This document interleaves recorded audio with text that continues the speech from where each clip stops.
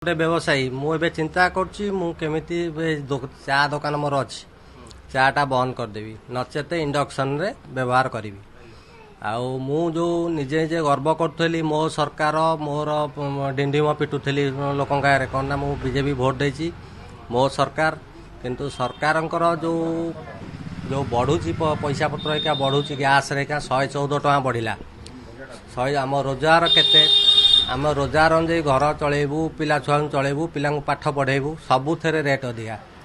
ଆମେ କେତେ ଟଙ୍କା ଗୋଟେ ରୋଜଗାର କଲେ ଆଟଲିଷ୍ଟ ଆମ ଘର ଭଡ଼ା କି ଦୋକାନ ଭଡ଼ା କି ଛୁଆ ପିଲାଙ୍କୁ ଚଳେଇବୁ ଆମେ ନିଜେ ଚିନ୍ତା କରୁଛୁ। ସରକାରଙ୍କୁ ଅନୁରୋଧ ଏ ଯେଉଁ ରେଟ୍ ଉପରେ ଟିକେ ପଦକ୍ଷେପ ନିଅନ୍ତୁ।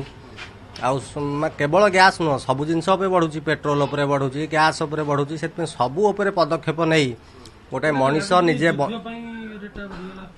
ହଁ ଯୁଦ୍ଧ ପାଇଁ ବି ହେଇପାରେ। ଗୁଜବ ଉଠୁଛି ଯେ ତେଲ ଆଉ ମିଳିବ ନାହିଁ, ତେଲ ମିଳିବ ନାହିଁ, ଗ୍ୟାସ୍ ରେଟ୍ ବଢ଼ିଯିବ। ଆମେ କେତେ ଟଙ୍କା ଆଜ୍ଞା ରୋଜଗାର କଲେ ଆମେ ଭରଣ ପୋଷଣ କରିପାରିବୁ ସେ ଚିନ୍ତା କରୁଛୁ।